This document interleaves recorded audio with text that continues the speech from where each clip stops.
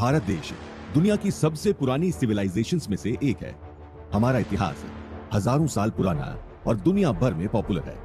यूं ही नहीं, हर साल हजारों टूरिस्ट दूर दूर से हमारी रिच हेरिटेज को देखने पहुंचते हैं। हमारे कल्चर में मंदिरों का बहुत महत्व है। हमारे प्राचीन मंदिर एक्सीलेंट आर्किटेक्चर और कारीगरी का एग्जाम्पल है। कई मंदिर तो ऐसे हैं जो अपने आप में किसी रहस्य से कम नहीं है। आज हम आपको एक ऐसे ही प्राचीन और रहस्यमयी मंदिर की कहानी सुनाने जा रहे हैं। हम बात करेंगे उत्तराखंड के केदारनाथ मंदिर की। यह मंदिर एक ऐसा अनोखा मंदिर है जिसे किसने बनाया इसके एग्जैक्ट प्रूफ तो मौजूद नहीं है, लेकिन मंदिर के निर्माण को लेकर हमारे एंशिएंट पुराणों में कई कहानियां मशहूर हैं। कोई कहता है कि इस मंदिर को महाभारत काल में पांडवों ने पाप से मुक्त होने के लिए बनाया, तो कोई कहता है कि इसे आदि शंकराचार्य ने 8वीं सदी में बनाया। इन सभी कहानियों के बीच एक बात तो तय है कि यह मंदिर कई सारे सीक्रेट से भरा हुआ है, जिसके बारे में जानना एक कमाल का एक्सपीरियंस है। आपको जानकर हैरानी होगी कि आस्था और भक्ति का प्रतीक केदारनाथ मंदिर 400 सालों तक बर्फ में दबा था, और उस वक्त कोई ये नहीं जानता था कि बर्फ के अंदर बाबा भोलेनाथ का प्राचीन मंदिर है। आप केदारनाथ के उन पुजारियों के बारे में भी जानेंगे जिनके बारे में एक समय ऐसी मान्यता थी कि उनके पास सुपरनैचुरल पावर्स हुआ करती थी। केदारनाथ महादेव का मंदिर करोड़ों श्रद्धालुओं की आस्था का केंद्र तो है ही, लेकिन अपने कमाल के निर्माण, अपनी रिमोट लोकेशन और एक रिच हिस्ट्री की बदौलत ये मंदिर कई नेशनल और इंटरनेशनल रिसर्चर्स को अपनी ओर अट्रैक्ट करता है। क्या आपको पता है कि केदारनाथ और भारत के कुछ दूसरे शिव मंदिर जियोग्राफिकली एक स्ट्रेट लाइन में बने हैं, वो भी तब जब दुनिया में कोई एडवांस टेक्नोलॉजी नहीं थी। हिमालय की गोद में बसा केदारनाथ मंदिर उत्तराखंड के रुद्रप्रयाग जिले में है। ये उत्तराखंड में सबसे ऊंचाई पर बना मंदिर है। इसका निर्माण इतना कमाल का है कि इसके जैसा दूसरा मंदिर पूरी दुनिया में कहीं नहीं है। मंदिर के बारे में आगे बढ़े उससे पहले इसके बेमिसाल आर्किटेक्चर की बात जरूर होनी चाहिए। दोस्तों, ये मंदिर सी लेवल से 3600 मीटर ऊपर बना है। इसका कंस्ट्रक्शन कुछ ऐसा लगता है कि इसे इंसानों ने नहीं, सुपर ह्यूमंस ने बनाया है। पांडवों के बाद कई वर्षों तक मंदिर का बाल भी बांका नहीं हुआ, लेकिन 8वीं शताब्दी तक मंदिर कई जगह से टूट चुका था। ऐसी मान्यता है कि 8वीं शताब्दी में जगत गुरु शंकराचार्य ने इसका रिनोवेशन कराया। ऐसे में यह मंदिर 1200 साल से अपनी जगह पर मजबूती के साथ खड़ा है। तो फिर उस वक्त ऐसी कौन सी टेक्नोलॉजी थी जिस वजह से यह मंदिर इतने सालों के बाद भी सही सलामत है? इसके पत्थरों को आपस में जोड़ने के लिए इंटरलॉकिंग तकनीक का इस्तेमाल किया गया है ना? वाकई कमाल का कंस्ट्रक्शन। जरा सोचिए कि आज हमें किसी बिल्डिंग को बनाने के लिए क्रेन्स, मैकेनिकल लिफ्ट्स और बहुत सी मॉडर्न मशीन्स की जरूरत पड़ती है। वहीं हजारों साल पहले हिमालय के रिमोट रीजन, जहां आसानी से चलना भी मुश्किल है, वहां इतने हजारों टन भारी पत्थरों से इतना विशाल मंदिर कैसे बनाया गया होगा? हम इसके बारे में भी आगे जरूर सुनेंगे। लेकिन दोस्तों, केदारनाथ मंदिर का इतिहास और निर्माण जितना हैरान करने वाला है, उससे कहीं ज्यादा एक्साइटिंग है केदारनाथ मंदिर की यात्रा, जो कि अपने आप में एक एडवेंचर है। माना जाता है कि केदारनाथ की यात्रा हजारों वर्षों से जारी है। आज भी केदारनाथ यात्रा 4 धाम की यात्रा में सबसे महत्वपूर्ण होती है। अगर आप केदारनाथ आना चाहते हैं तो समझ लीजिए कि केदारनाथ के आसपास कोई रेलवे स्टेशन नहीं है। इसका सबसे नजदीकी railway station Rishikesh railway station है, जो गौरीकुंड से लगभग 210 किलोमीटर है, और उसके लिए आपके पास सिर्फ 6 महीने का वक्त होता है, क्योंकि ये मंदिर साल में सिर्फ 6 महीने ही खुला रहता है। इस दौरान हम इंसान यानी आम लोग भगवान शिव की पूजा कर सकते हैं, लेकिन बाद के 6 महीने ये मंदिर बंद होता है। पुराणों के अनुसार इन 6 महीनों में यक्ष और गंधर्व केदारनाथ मंदिर आकर भगवान शिव की पूजा करते हैं। लेकिन इसके पीछे क्या वजह है, इस राज से भी हम आगे पर्दा उठाने जा रहे हैं। दोस्तों, क्या आप जानते हैं केदारनाथ मंदिर का निर्माण पांडवों ने कराया है? केदारनाथ मंदिर इतना पुराना है कि इसका जिक्र हमारे पौराणिक ग्रंथों में भी मिलता है। स्कंद पुराण, वायु पुराण, केदार कल्प और केदार खंड में इस मंदिर के बारे में बड़े विस्तार से लिखा गया है। वायु पुराण के अनुसार जब ब्रह्मा जी ने यह सृष्टि बनाई तो उसकी रक्षा के लिए भगवान विष्णु ने नर और नारायण नाम के 2 ऋषियों का अवतार लिया। उन्होंने केदारनाथ के गंधमादन पर्वत पर भगवान शिव को प्रसन्न करने के लिए कड़ी तपस्या की। भगवान शिव उनकी तपस्या से खुश हुए और उन्हें दर्शन दिए। भगवान शिव ने नर और नारायण से वरदान मांगने को कहा। नर और नारायण ने भगवान शिव से अपने साक्षात रूप में केदार भूमि में ही रह जाने का वरदान मांगा। भगवान शिव ने उन्हें वरदान दिया और तथास्तु कहकर चले गए। तब से ही केदारनाथ भूमि को भगवान शिव का निवास स्थान माना जाता है। लेकिन केदारनाथ मंदिर की सबसे पॉपुलर और इंटरेस्टिंग स्टोरी पांडवों से जुड़ी है। आपने ग्रेट एपिक महाभारत की कहानी तो सुनी ही होगी। महाभारत के युद्ध को दुनिया का सबसे बड़ा युद्ध माना जाता है। इसमें पांडवों ने कौरवों को हराकर विजय प्राप्त की थी। लेकिन इस युद्ध के बाद क्या हुआ, ये बहुत कम लोग जानते हैं। महाभारत के युद्ध को धर्म और अधर्म के बीच का युद्ध कहा गया है। इस युद्ध में धर्म की रक्षा के लिए पांडवों को उनके ही भाई कौरवों से युद्ध करना पड़ा था।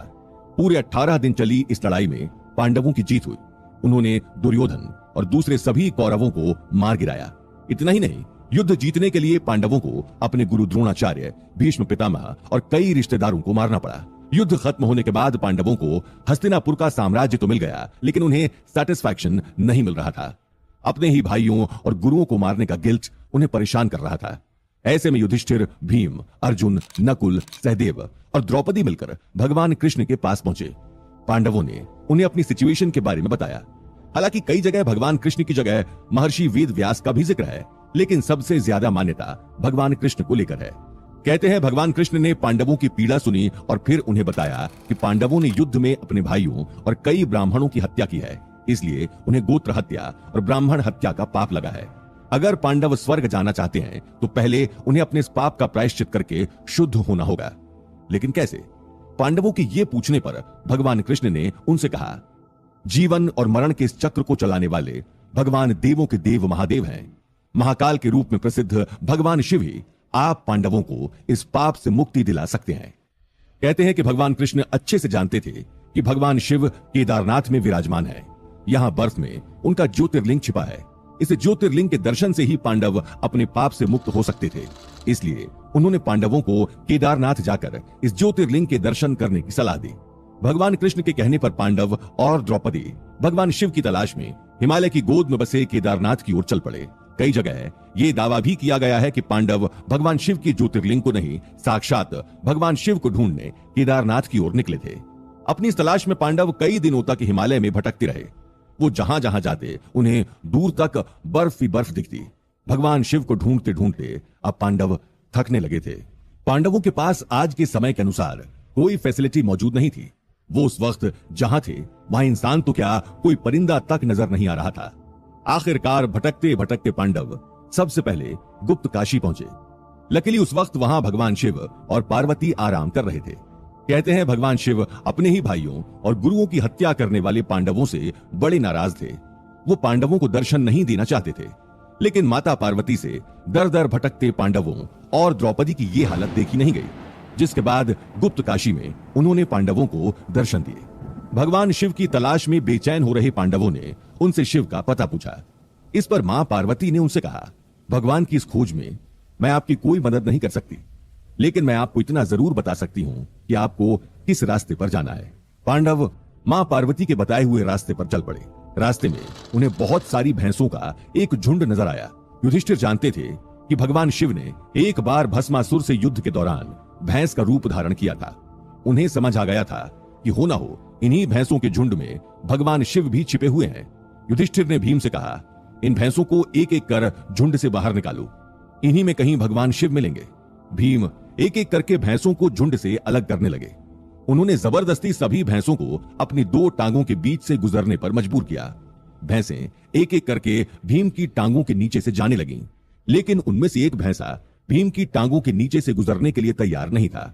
वो भैंसा जमीन पर अपना सिर रगड़ने, देखते ही देखते उसका आधे से ज्यादा शरीर जमीन में धंस गया। भीम ने फौरन दौड़कर उस भैंसे की पूंछ पकड़ी और उसे जमीन से बाहर खींचने लगे। ऐसा कहा जाता है कि भीम में 10,000 हाथियों की ताकत थी। भीम की इतनी ताकत और बहुत कोशिश करने के बाद भी भैंसे का केवल पिछला शरीर ही जमीन के ऊपर आ पाया। पांडवों की दृढ़ आस्था देख भगवान शिव ने प्रसन्न होकर उन्हें दर्शन दिए और उन्हें पाप से मुक्त किया। पांडवों के साथ हुई इस घटना के दौरान भैंस रूप धारण करने वाले भगवान शिव का केवल पिछला हिस्सा जमीन के ऊपर आ सका। इसलिए केदारनाथ मंदिर में आज भी शिव जी की इसी रूप में पूजा होती है, जबकि उनके शरीर के बाकी 4 हिस्से अलग अलग जगह पर निकले थे।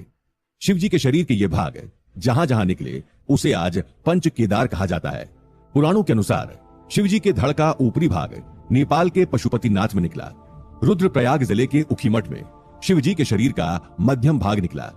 आज भी यहाँ मध्यमेश्वर शिव की नाभि की पूजा की जाती है। रुद्रप्रयाग के चोपता में स्थित तुंगनाथ में भगवान शिव की भुजाओं की पूजा की जाती है। ऐसे ही मुख की पूजा रुद्रनाथ में की जाती है और जटा कपिलेश्वर में पूजी जाती है। ऐसा कहते हैं कि पांडवों ने ही केदारनाथ में रहकर यहाँ मंदिर बनाया ताकि वे पूजा अर्चना करते हुए समय व्यतीत कर सकें। पांडवों के पास उस समय भगवान श्री केदारेश्वर की पूजा के लिए चने की दाल और मक्खन ही था। इसलिए आज भी भगवान केदारेश्वर की पूजा में चने की दाल और घी का बहुत ही महत्व है। अगर केदारेश्वर के लिंग को ध्यान से देखने पर उसके एक भाग में भगवान गणेश और दूसरी जगह पर मां दुर्गा का चिन्ह दिखाई देता है। ये तो थी केदारनाथ की कहानी।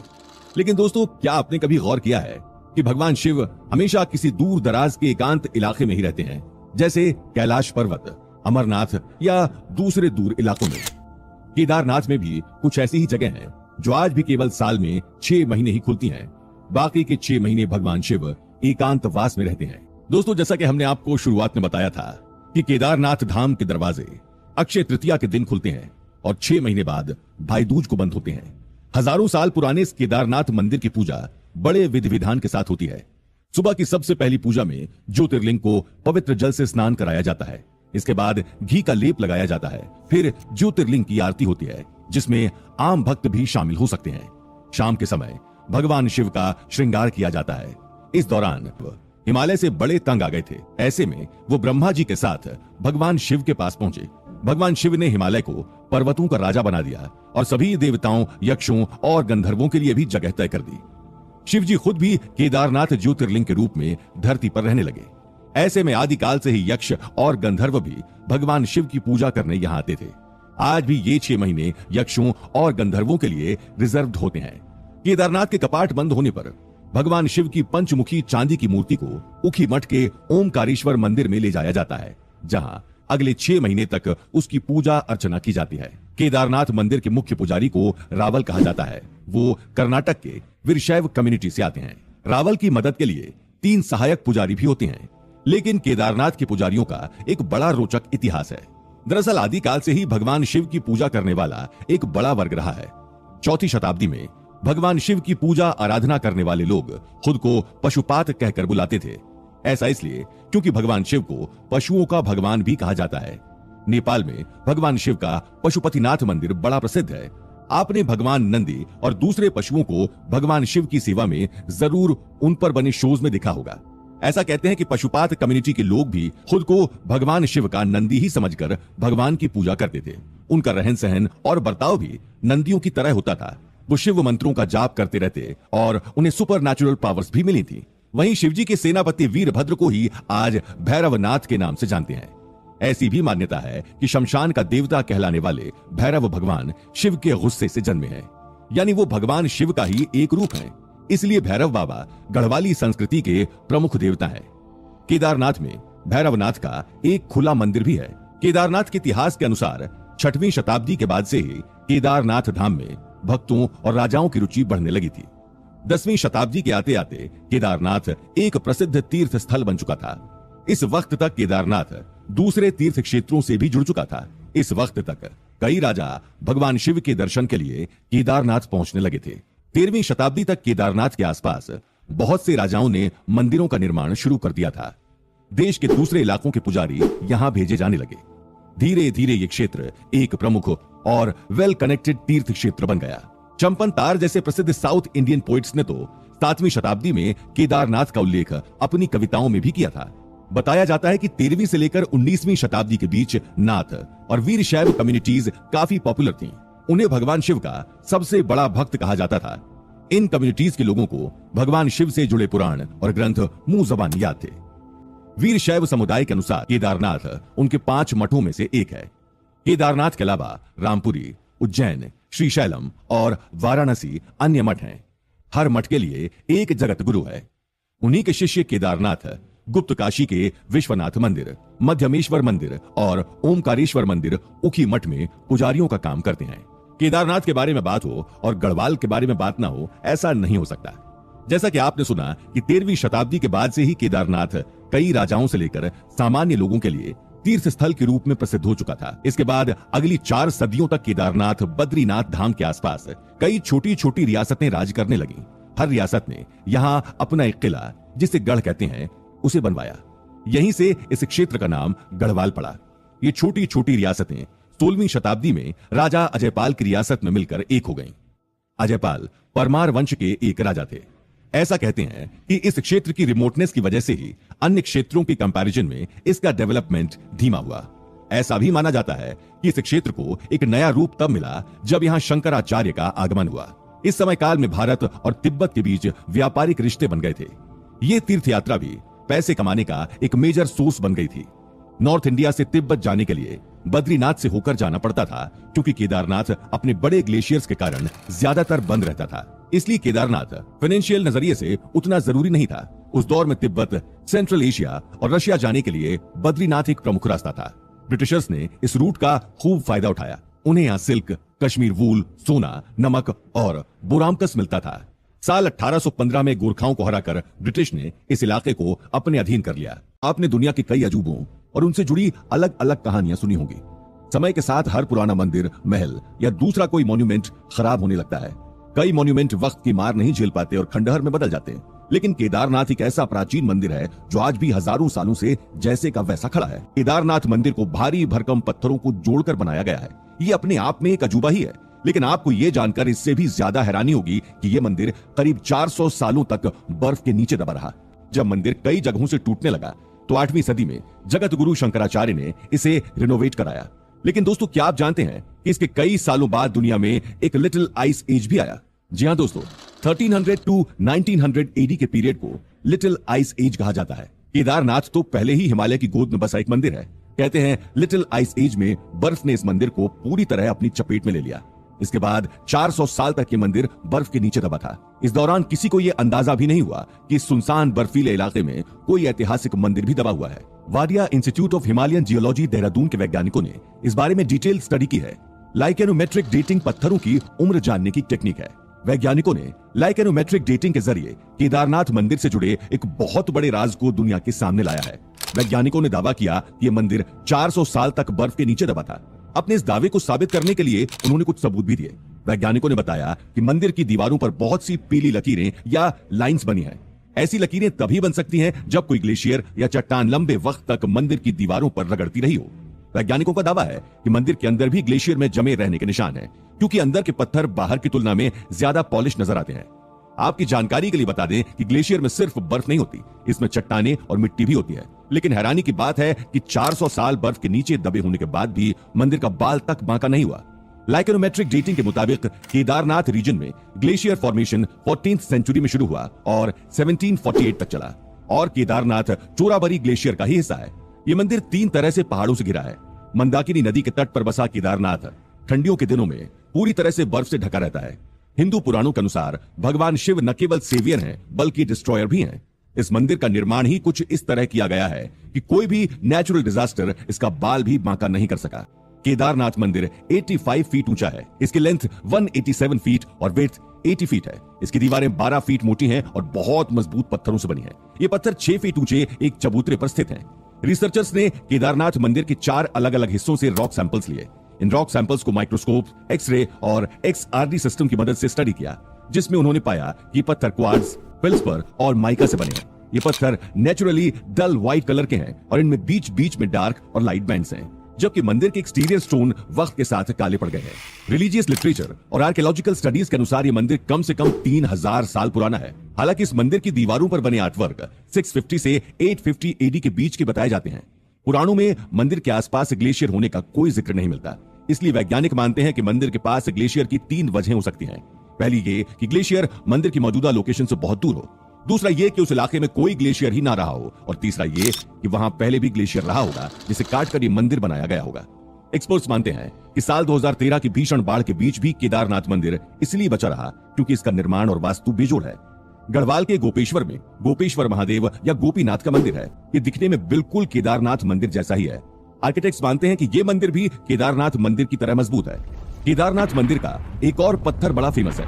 ये पत्थर हजारों साल पहले से यहाँ नहीं है, बल्कि 2013 में यहाँ आया। दरअसल 2013 में जब केदारनाथ में बाढ़ आई तो उस वैली में सब कुछ तहस नहस हो गया, लेकिन केदारनाथ मंदिर को कुछ नहीं हुआ। इसका एक बहुत बड़ा रीजन यही पत्थर है। दरअसल जब केदारनाथ में बाढ़ आई तो कहीं से एक बहुत बड़ा पत्थर आकर केदारनाथ मंदिर के ठीक पीछे फंस गया। इसी डायरेक्शन से पानी मंदिर की ओर आ रहा था, लेकिन इस पत्थर ने मंदिर के लिए शील्ड का काम किया। आज भी ये पत्थर केदारनाथ मंदिर के पीछे है। ये केदारनाथ मंदिर की एक चट्टान बनकर रक्षा कर रहा है। किंतु आखिर मंदिर को बचाने के लिए ठीक उसी वक्त उसी जगह ये पत्थर कैसे आ गया? ये महज एक कोइंसिडेंस है या फिर भगवान शिव की ही कोई लीला? आपने अब तक सुना कि कैसे केदारनाथ के मंदिर का निर्माण कितना रहस्यमयी और हैरत अंगेज है। इसके बारे में जानकर यह यकीन कर पाना बड़ा मुश्किल है कि इसका निर्माण इंसानों ने किया है। ऐसा लगता है कि इसे जरूर किसी सुपर ह्यूमन ने बनाया होगा, लेकिन यकीन मानिए हजारों साल पहले बगैर किसी मॉडर्न टेक्नोलॉजी के ये मंदिर बनाया गया है। दोस्तों, केदारनाथ मंदिर जैसा मार्वल दुनिया में शायद कहीं नहीं है, लेकिन इस मंदिर और भारत के दूसरे प्रसिद्ध ज्योतिर्लिंगों में एक कनेक्शन जरूर है। क्या आप बता सकते हैं कि वो क्या है? दरअसल केदारनाथ और बाकी ज्योतिर्लिंगों में ये कनेक्शन है कि केदारनाथ से लेकर साउथ इंडिया के आखिरी रामेश्वर ज्योतिर्लिंग तक ये सारे मंदिर जियोग्राफिकली एक स्ट्रेट लाइन में बने हैं। ये सारे ज्योतिर्लिंग 79 डिग्रीज लॉन्गिट्यूड पर स्थित हैं। केदारनाथ से शुरू करें तो ये 79.06 डिग्री पर है। ऐसे ही आंध्र प्रदेश का श्रीकालहस्ती मंदिर 79.70 डिग्री पर है। इसके बाद तेलंगाना का कालेश्वरम मंदिर 79.90 डिग्री पर है। वहीं तमिलनाडु के अरुणाचलेश्वर, थिल्लई नटराज, जम्मूकेश्वर, एकाम्बेश्वर नाथ मंदिर और रामेश्वरम मंदिर मिलकर एक सीधी लाइन बनाते हैं। जरा सोचिए, हजारों साल पहले बने इन मंदिरों को जियोमेट्रिकली इतना परफेक्ट कैसे बनाया गया होगा?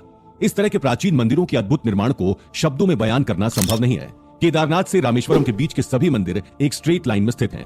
ऐसे बहुत सारे राज हैं जिन पर से पर्दा उठना बाकी है।